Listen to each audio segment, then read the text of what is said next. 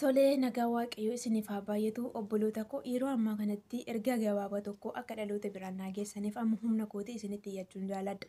Innis maalidha hojjettanii obboloota koo keessattuu obboloonni Saawud Arabiyaa keessa jirtanii fi obboloonni Duubaa irra jirtan jechuudha. Obboloota Saawud Arabiyaa keessa jirtan, obboloota baddanii ala hojjechaa jirtan, obboloota iqaamaa hin qabne, obboloota paaspoortii hin qabnee fi ergaa tokko adaraa kana isiniin jechuu jaalladhu. Yoo waaqayyoon sodaattan jechuudha. Isuma dhuguma yoo dhugaadhuma obboleettii keessan, haadha keessan, lammii keessan hin jaallattu yoo ta'e obboloota mana maadaamii jiru kottaa ba'an jedhinaani. In sobanii homaan taatu kottaa ba'an jedhinaani. Kan argaa jirru mana hidhaa keessatti akkamitti akka dararfamaa jirani, obboloonni keenya akkamitti siqaa akka argaa jirani. Mee ilaala. Inni kun sobaa kan taane hundumti keenya gaarii goone beekna. Maaliif rakkina gidiraatti obboleettii keenya maaliif waamna? Hojjechuudhaaf nama ta'uudhaaf egaa manaa baane maaliif gad of deebifneen hojjennu? Obboleettiin kun biiroo qabdi yoo ta'e gara biiroo ishee, yoommoo biiroo hin qabdu ta'e kontiraata ishee yoo fixe gara biyya ishee haa galtu. Maaliidhaaf rakkinatti gidiraatti waamtan? Seerri Saawud Arabiyaa akkam akka cimu hin beektan. Namoonni isaanii akka biyya keenya Itoophiyaa seerri otoo jiru akka seerri hin jirretti jiraachaa jiru akka hin taane isiniyyuu gaarii gootanii beektan. Duraanii yoo qabaachuu baatte mana gillii yoo dhibamtillee jechuudha kan dhuunfaa deemtee yaalamuu dandeessa. Suuqii dhaquu dandeessa, suuparmaarkeetii dhaquu dandeessa. Amma garuu inni sun hundinuu hin jiru. Suuparmaarkeetii dhaquun hin jiru, farmaasii dhaquu bitachuu hin dandeessu. Yoo iqaamaa qabaatin, yoo paaspoortii hin qabaatin, waan tokko yoo hin qabaatin waan tokko godhachuu hin dandeessu. Otuma kana beektan obboloota koo akkuma fayyaan jiru koo dhibamuu hin jira, akkuma bal'inni jiru koo rakkachuu hin jira. Maaliif obboloota keessan rakkinatti gidiraatti maaliif waamtan? Obboloota koo isuma dhugumaa waliif yaaduun gaariidha. Akka yaada keetitti waan isheedhaaf yaada sitti fakkaata. Mana jirtu keessatti rakkinni gidiraa sirra hin geenye. Kanaaf rakkinni gidiraa waan hin jirre sitti fakkaachuu danda'a. Garuu obboloota keenya Saawud Arabiyaa keessatti akkamitti akka siqaa argaa jiran. Isa kana immoo harkuma keenyan akka of goone isiniyyuu gaarii gootanii beektan. Sababbiin isaa seerri Saawud Arabiyaa keessatti iqaama malee jiraachuu hin danda'amu jedhamee seerri tokko gaba'e. Seera sanarra dhaabatanii tarkaanfii sana fudhachuun isaaniif mirga isaaniiti. Kun daba miti, kun hammeenya miti.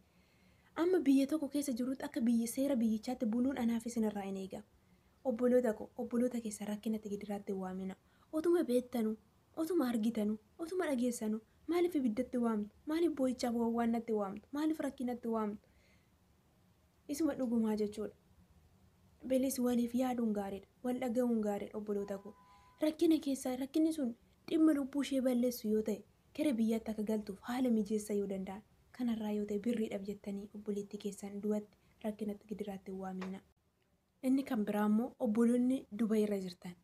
Obboloota mana maadaamii jiran maaliif alatti waamtan? Sababbii amanamummaa dhabuu keessan ulfina akka dhabaa jirtan. Sababbii amanamummaa dhabuu keessanii kabaja akka dhabaa jirtan.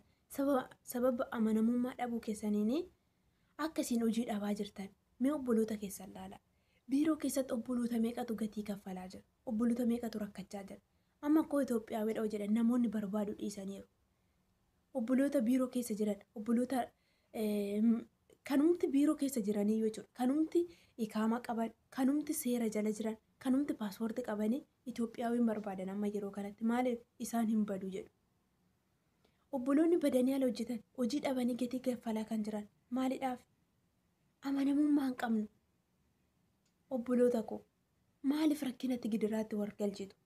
Maaliif har'a seerri akka amma jiru kun osoo geeddarame akkam taana boru? Obboloota koo waaqayyo akkoo seera cabsaan jedhu seera eeynee seera bitamne akka jiraannu sagalee waaqayyo nu abbooma. Kanarratti namni seera cabse tokko seerri isaarratti akka haboo qabu beeka. Yoo seera hin cabsin garuu seerri sirratti homaa tokkoyyuu haboo hin qabu. Ati kan seera hin cabsine.